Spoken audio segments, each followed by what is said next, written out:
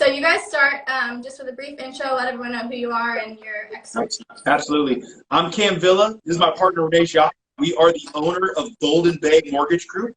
We are a mortgage broker that is licensed in all of California.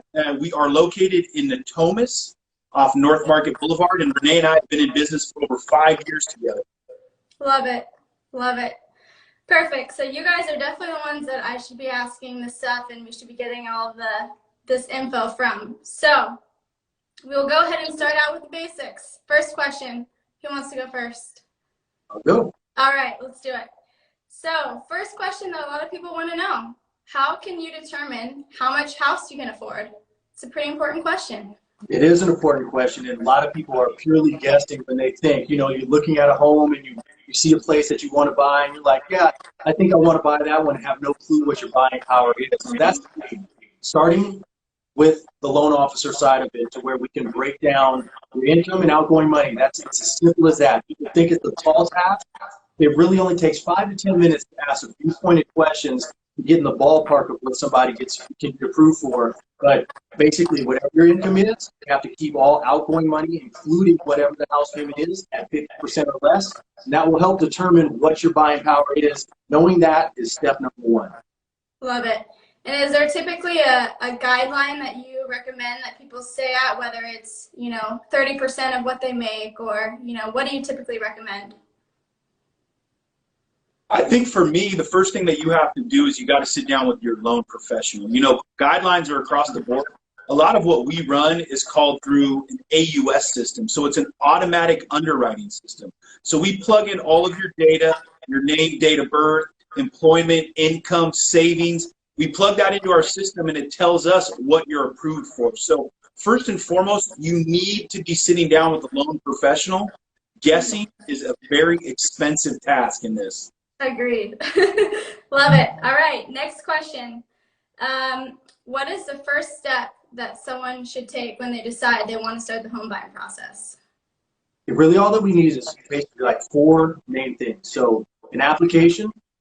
Income docs are usually only a usually a W-2, so your most recent W-2, most recent pay stub, and a bank statement. So 4 easy things. And one of them, the application, can literally be done over the phone or through an easy online application that we have. We have literally a mobile app that we send out to people. So, 4 things.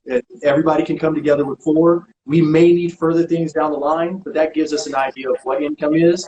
And then the application tells us what the history is, what work and everything like that. And that's as easy as it is to start the process for small things. Love it. So not too bad. Just a little legwork up front, and then the rest is pretty seamless. Absolutely. That's right. Perfect. Okay, next question is for a gift card. I hope everyone is paying attention. Okay. Can you buy a home if you do not have 20% to put down? Yes or no? What do you guys think? Come on. This is my favorite question. Any takers? Any participants? Come yes. on, we Rachel. need one answer. Rachel, good job. There it is. Okay, Rachel, send me a message later. I think I have your email, but send me a message. Jen, Tess, Katie, Jackie, yep, you guys are all right. Good job. Hey, this goes out to everybody. It does not take 20% down to buy a home. The average down payment that we see is around 5%. And we have loan programs such as the FHA program that is 3.5% out of pocket. Yes. If you couple that with a gift from an immediate family member, you could come out of pocket with no money. All of these loan programs, you have the ability for a parent or a brother or sister to provide a gift to. Love it. So it's definitely possible. It's absolutely possible, and I would recommend keeping as much money in your pocket. You got moving costs. You want to put new furniture in there. You probably want to slap some paint on it. You got to think about those costs. And at least you guys can definitely speak on this, but I would say most people probably don't put the full 20% down. Would you agree?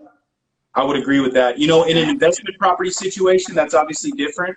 But when it comes to a primary residence, you have, on a lot of first-time home buyer stuff, is the least money out of pocket. Right, definitely. Okay, moving on. low interest rates. Everyone keeps saying, you know, low interest rates are great, but what does that actually mean to you as a buyer? That's huge. That's huge for buyers right now. What that really means is there's huge opportunity as a buyer. You know, when the interest rates are higher, it makes your payment higher. So if you're shooting for an approval, if the interest rate was 4%, might be 400K for what your max is.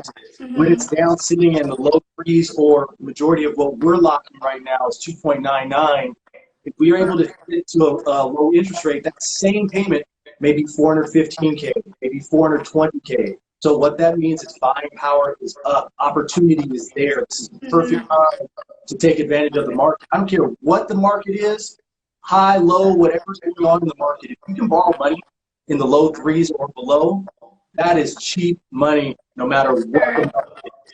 Love it. Love it. Okay, next question. What is the difference between getting pre-qualified versus pre-approved? Big difference, right? Absolutely. A big difference. I want to take the word pre-qualified and throw it out the window. You have to get pre-approved. If you are not taking a loan application, delivering, like Rene said, a W-2, a pay stub, where the down payment's coming from, you're not giving yourself a realistic expectation on what to expect in the loan transaction. This system right here, doing all those steps, takes less than 24 hours. So we have couples today that plan for 6 months to a year about buying their home and never sit down with the loan professional. So that's the part that we want to just encourage people to be prepared. Everything on our side is zero obligation. Love it. Love it. Okay, next question. Moving on here. About halfway through. You guys already kind of touched on this, what you need in order to get approved, but how long does that process usually take? Well, I know for me and my clients, I tell them all 24 hours. And honestly, that is the longest term that is there. When we ask for those 4 things, it doesn't take me long to put it into the system, pull a credit, and analyze everything. So I'm only giving myself 24 hours if I'm in the middle of some active files or anything like that. When people come in, they normally sit down, I can get right to it. If we're sitting face to face, you'll be pre-qualified or pre-approved. You throw that word out the window. And usually about 30 to 35 minutes, and I can easily get to that. So it does not take long. It's a painless process when done correctly. That's the key, though. Right.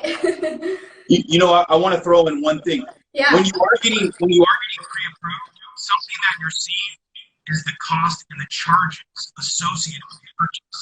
A lot of the times people use a word like 10% down, 15% down. Rene and I talk in dollars.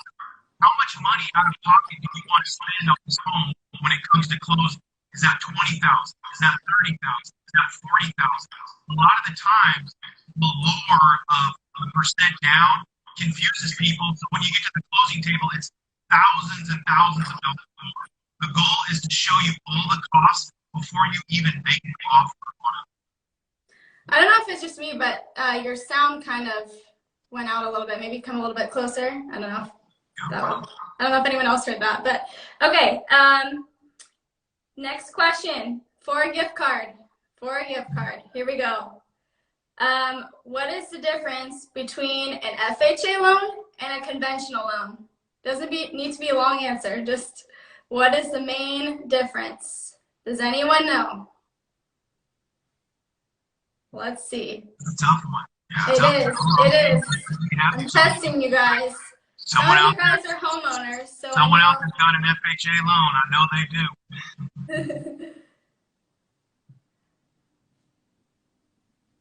Katie, Chad, Tess, some of you are homeowners out there. You should know the difference. Convention now fixed. One is government. Okay, Natalie. Yep. Natalie. She knows. Yep, good job. Send me a message with your email, and I'll send it to you. All right, yeah, can you guys expand on that a little bit? Yeah, I'll definitely expand on that. These are the 2 main types of financing that's out there. Historically, FHA has been more for first-time home buyers. It's more based on the property itself being in good working order. So it's lenient when it comes to credit score and things like that. Guidelines have tightened up a little bit, so that's changed a little bit, especially recently. But conventional is more heavily weighted on how strong you are as a borrower. So Right. Credit score means so much. Your debt to income ratio, how much assets mean so much. So that is something that's huge when they're paying attention to you more close, and that's why they use conventional financing for more fixer-uppers. They're less concerned with the property and Yeah. that it's in. So that's the That's major huge. difference between the two. For sure. That's huge. Okay. Let's see. Next question. Also for a gift card. I think most of you will know this. What is PMI?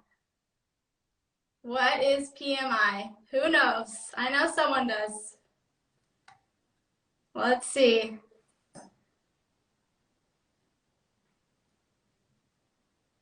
Is it good? Is it bad? I want more. Allison, good job. Yay. Good job. Okay, send me a message. Good job. So, All right, hey, yeah, can you guys expand on that? absolutely. What PMI is it's private mortgage insurance. So I pointed on 2 points. I talked about a little bit of money out of pocket on a transaction, 5% down, 10% down.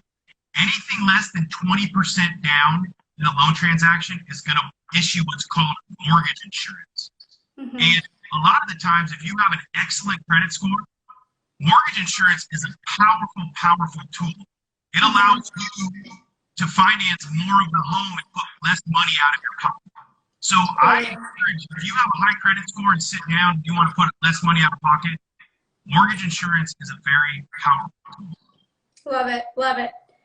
Okay, we have a couple more here. Credit score. What's kind of the minimum credit score that people need to have to qualify for a loan? Well, I'll start with the guidelines. For conventional financing, 620 is the bare bottom. You cannot go below 620. Although, once again, conventional heavily weighted on how strong you are as a borrower. So the closer you get to 620, the worse the interest rate is, the worse the mortgage payment is, etc. FHA, the guidelines have tightened. We want to see 640 and above. I got plenty of lenders that go down to 600, and I even have some that go underneath it. It's not ideal once you go under the 640 mark, though. So for everybody that's listening, if you want to get at a minimum 640 to have as money available, the higher it is, the more you save, the more that you're able to buy at a higher price with the same payment if you have a better credit score. But that's the guidelines for the minimum. Definitely. Okay, and someone, can you guys hear us okay? Someone comment and let me know if you can hear us okay. Okay, and then last question that I had here, and then there are a couple that people send in. So this one is for the last gift card that I have. So here we go.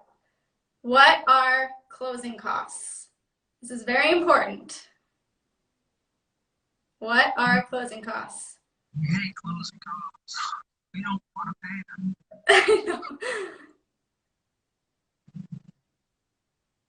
Yeah, is there something like covering your speaker, maybe, or no? I'm not sure. Let's see. I don't think it is. Just a little bit. Let's see. Interesting. I'll just finish this. Can you hear me at all? Can you hear me at all? It's still kind of the same. It's fine.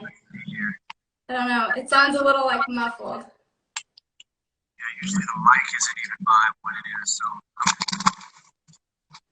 Take it off. Let's see, what answers do we have coming through here? Is that any better at all? No, it's the same. Okay, no worries, no worries. I'm so sorry. That's okay. Let's see. Katie Murphy, a lot of costs you don't think about. That's true. Cost at the close. Okay, Jackie, I think, yep, you're going to get that one. Good job. Cost at close, which sounds like redundant, but essentially that's what it is. And you guys can expand on that too. So yes, well, closing costs are everything that is associated with buying a house or refinancing. So that includes things like the appraisal, the underwriting fee for the bank that we send your file over to, title, escrow, things like that. Those are all associated with it. Now, there's ways that we can attack closing costs. We can use the rate to lower the closing costs, or sometimes the seller pay for some closing costs. But those are things that are associated with it, and we talk about that in the beginning. So there's no surprises at the end of the transaction, knowing what you're going to have to bring out of pocket. Right. Okay. Awesome. Love it. Okay, so we're getting into the end here. So there are a few questions that people sent in. So I'll yell them out, and then you guys can answer them real quick, and then I'll touch on a couple of them as well. So first one is kind of the $1,000,000 question that I think everyone's probably wondering. Where do you see the market going in the next 6 to 12 months? That is the $1,000,000 question, right? Everybody's wondering if this is the right time to hire. And here's the thing, I pay close attention to what's going on in the market. We're also always listening to the higher ups, the people who influence the entire market. And you know what? Even though things have been really, really crazy with the stay-at-home mandate, there's an opportunity for a lot of buyers out there for a few different reasons. One, we know there's going to be a low interest rate environment that's going forward. So once again, we started with this. Buying power is up because the interest rates are low. So that's huge. And then second part, although there are some people that can't buy right now because they're stuck at home or they couldn't be out working, so there's a small population of that. The people who are working, people who can buy, have to be more fortunate than ever to purchase right now. You know what? We've been stuck at home and we think, hey, if I have to go through this again, Oh no. I want to be in this place, this condo, this apartment. So sorry to interrupt you. I don't think people said they can't hear you very well. No, so far. This is our first time, everyone. Thank you for being patient. We're trying to figure it out. Hold on 1 second. Let me see if I can get my earphones.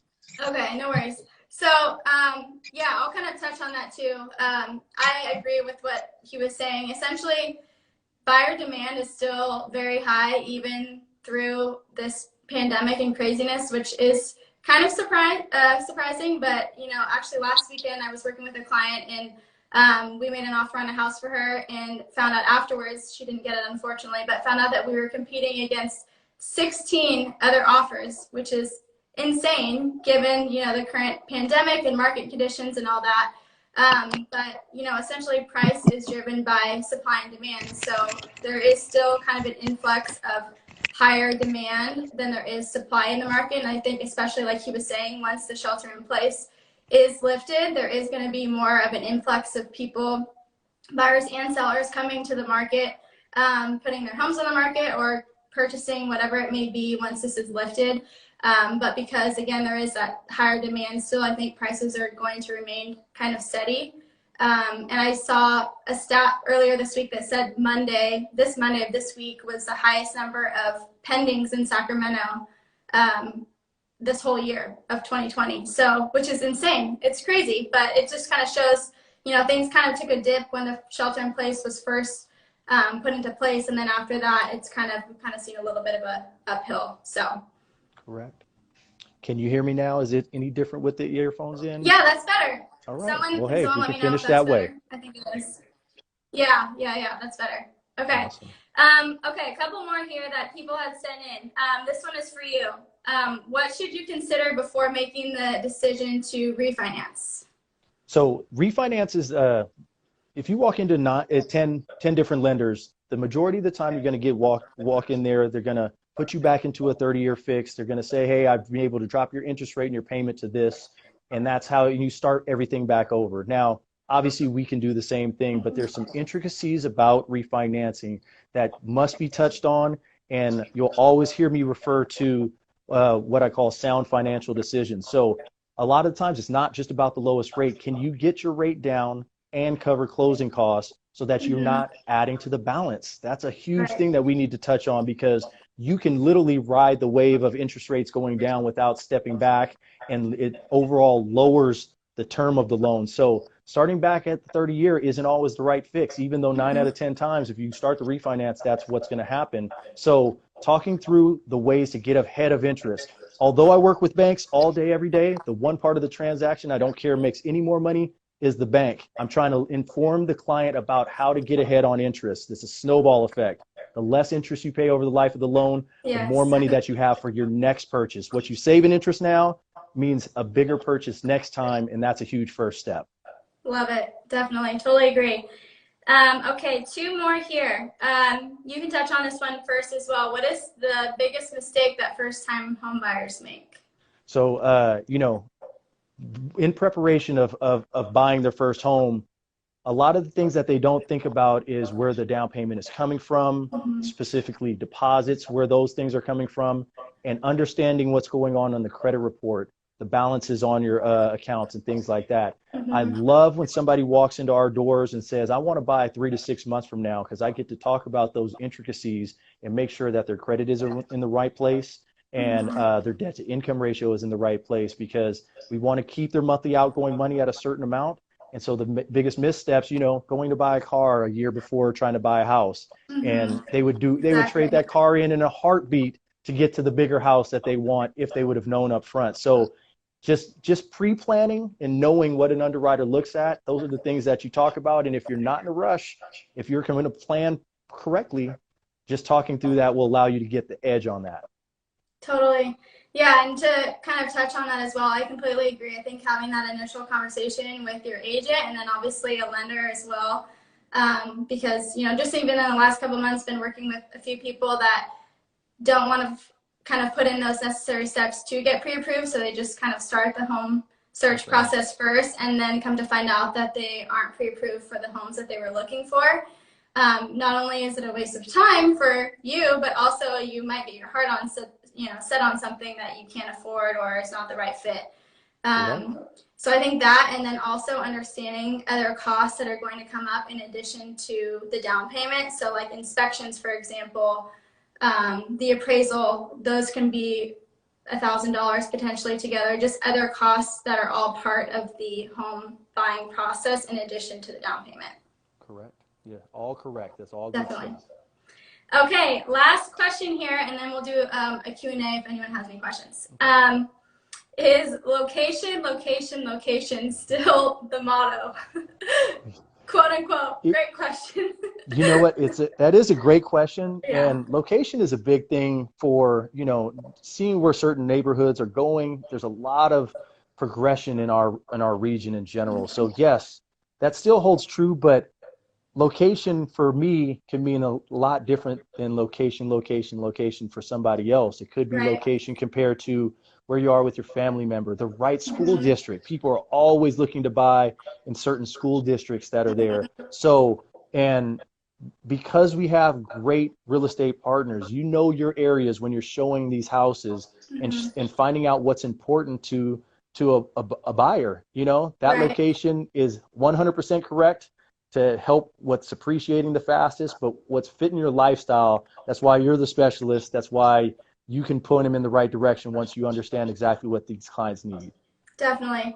Yeah, I totally agree. I think location is extremely important. And I think because people aren't living in their homes as long as they used to, especially maybe 10 years versus 30 years like our parents or grandparents, whatever. So I think people are starting to think resale as well. So when you think of resale, you think of, location with the home is, backed up to a busy road or has power lines in the, in the backyard or whatever it might be. So I definitely think that location is still very important. Great call. Yeah, definitely. Okay, that was all the questions that I have. Does anyone have any questions for either of us before we wrap this up? Thank you so much, everyone, for joining. Hopefully it was informative, not too bad for our first run. While the questions are coming in, I hope that the ones that are listening are taking away that, although this process I would never say is easy, it is easier than people think. So, it's all about the team that you're working with, and this should be an enjoyable process. When done right and putting everything in a row, it will be a really enjoyable process. Definitely. Perfect. So thanks, Steph. Is it easy to transition from a residential home to an investment property like a rental?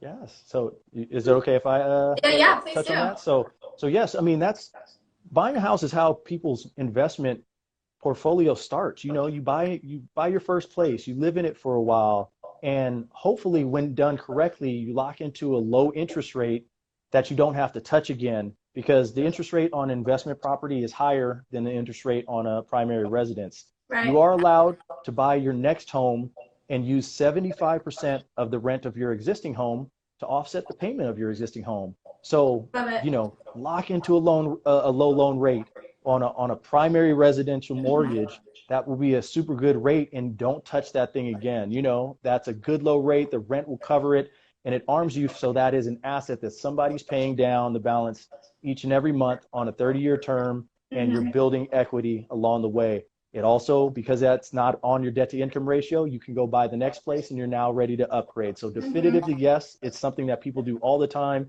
and it's a great way to start that investment portfolio. Love it. That was a great answer, Matt.